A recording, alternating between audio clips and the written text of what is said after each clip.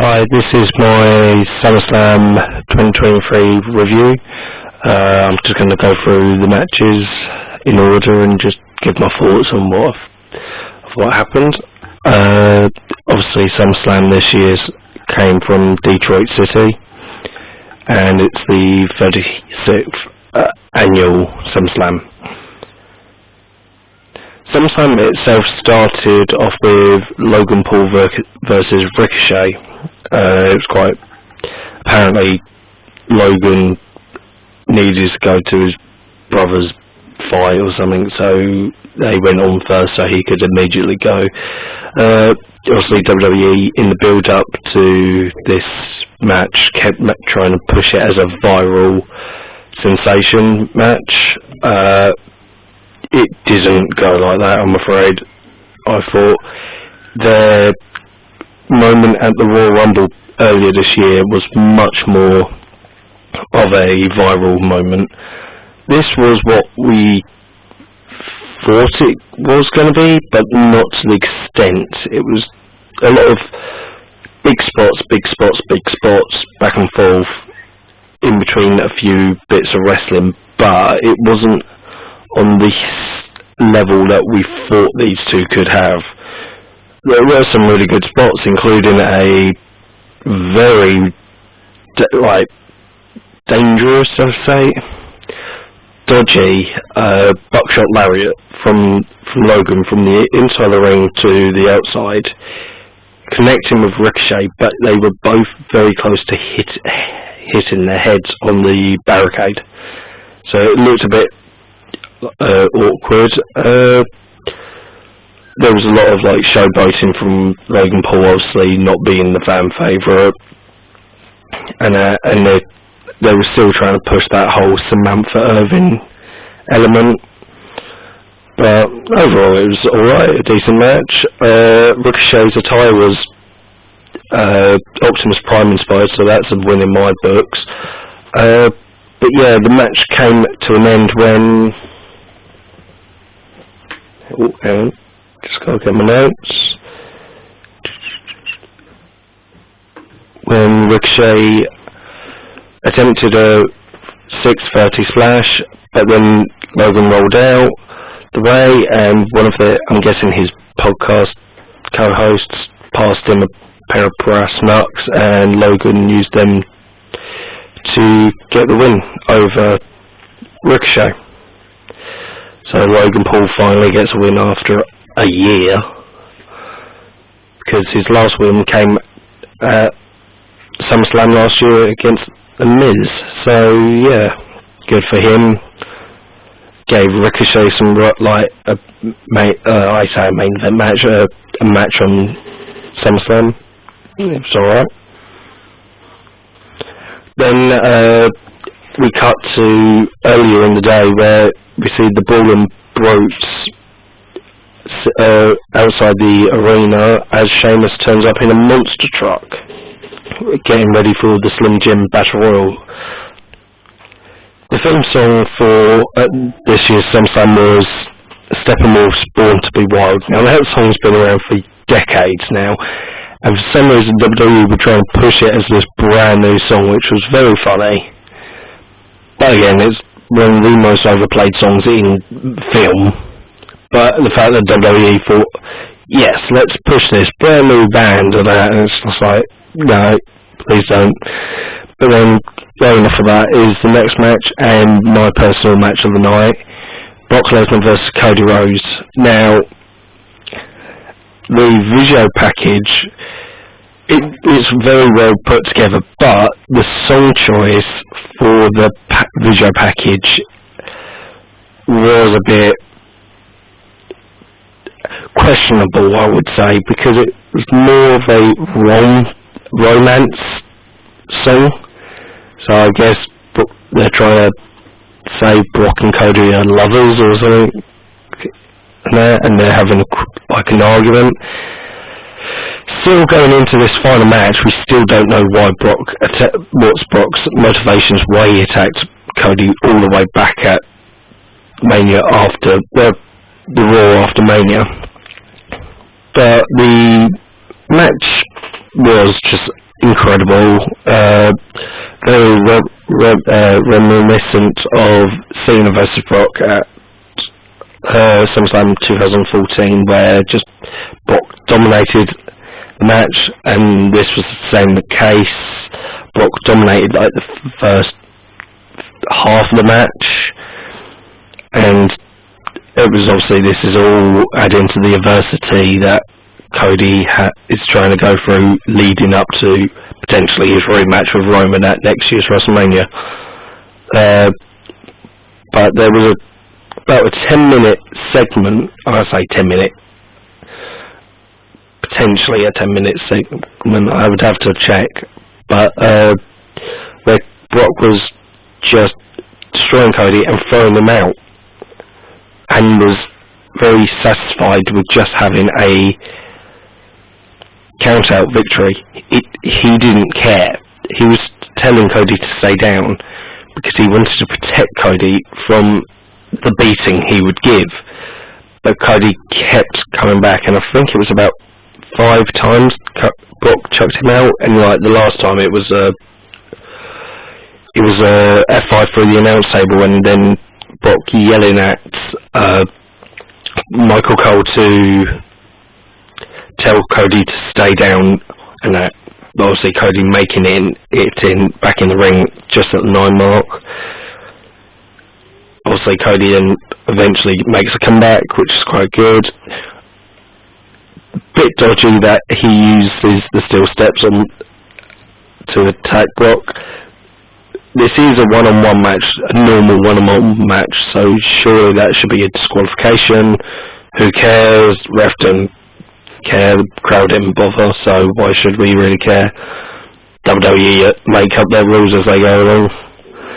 But with some impressive offense, including Brock being locked in his own Kimura lock, which was very interesting because we don't see Brock get put in submissions that often, and also especially his own Kimura lock, which has been a major factor in the story so far in each match.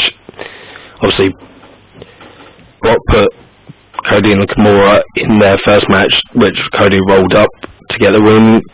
Cody passed out in the Kimura lock in their second match at Night Champions, and obviously here, but with a really impressive Cody cutter, top rope Cody cutter to Brock, and then 3 crossroads to Brock for the victory. Cody finally overcomes Brock Lesnar. Very funny. Brock shorts ripped, so as Cody was hitting the crossroads for the 3rd time, the hard cam just got this massive tear of Brock's trunks. So yeah, Brock was probably not happy about that, but going off of that, after the belt, Brock broke character for the very first time, very first time. He did something that he hasn't ever done before, which is, after a match, show respect to his opponent. He took off his gloves, pulled Cody in, shook his hand, raised his hand, and then basically passed the torch and said, "This guy is the future." And obviously that's a massive role for Cody, and will help him go into his match with Roman next year at Mania, if that is still going to be the case. But overall, I really love this match, and it might be up there as one of my favourite matches of the year so far. But especially WWE matches. But yeah, very fun-filled match. After a load of adverts clearly for Peacock, we got a couple of entrances for the Slim Jim Battle Royal. Now, what I'm just going to do is just say what I saw in that and thought was worth mentioning.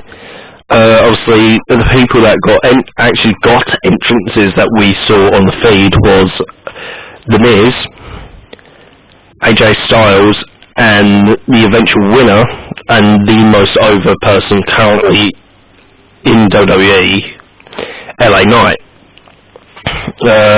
Obviously, as everyone got in the ring, we got a very good video package hyping up the history of Battle Royals and that randomly, but spliced with a lot of Randy Savage, because him and Slim Jim have been synonymous with each other for years, and that, so combine the two, and that. But as the bell rings, we get the return of Omos. MVP comes out, introduces him, and the rest of the stars start brawling whilst Omos slowly walks down to the ring. Once he gets in, he immediately eliminates Apollo Crews, JD McDonough, and Rick Boogs. Like I said, a load of these people are like lower mid-carders sort of thing, so it was just bodies for Omos to throw out.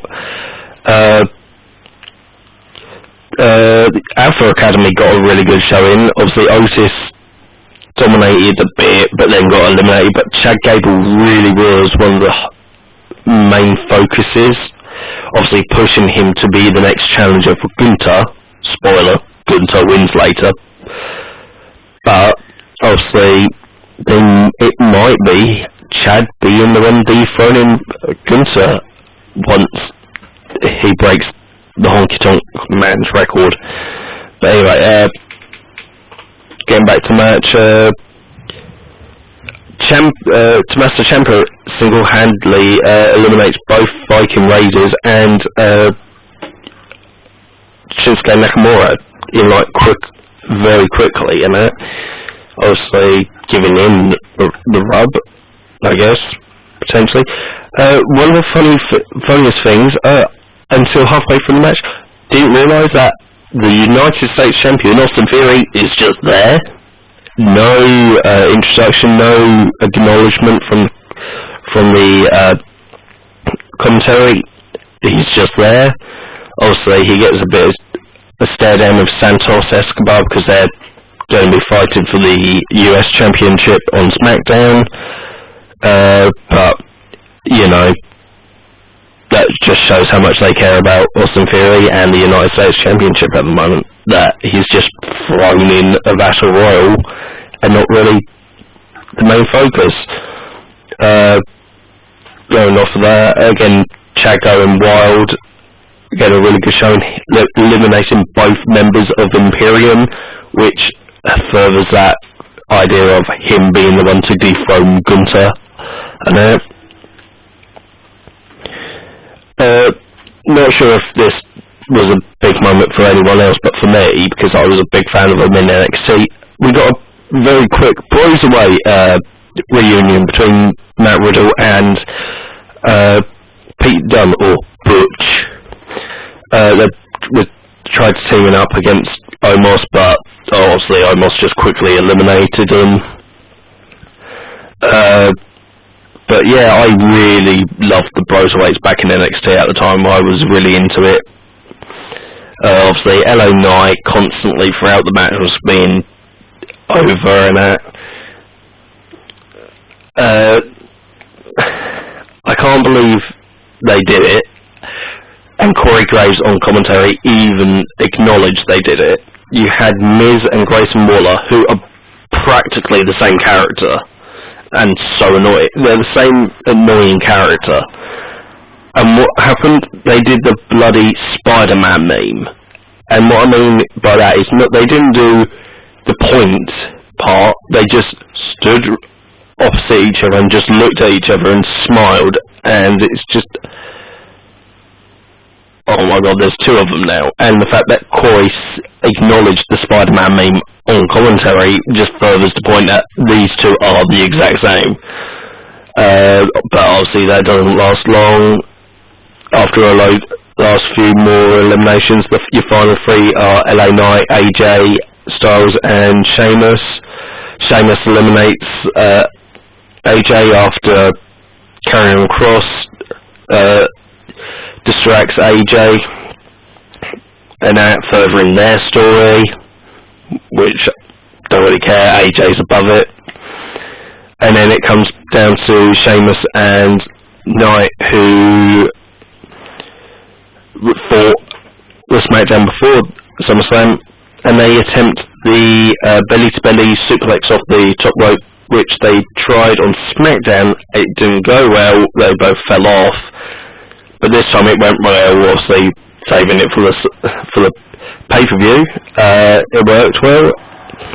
And then LA Knight threw Sheamus out for the win. LA Knight is your winner of the Slim Jim Battle Royal. Obviously, the crowd were very happy with this.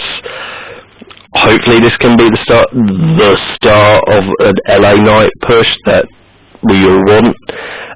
And then immediately after the match, we got a video package for Slim Jims featuring Bianca and the winner, LA Knight, with a TV playing Randy Savage's old Slim Jim ads. So yeah, overall it was a fun battle royal.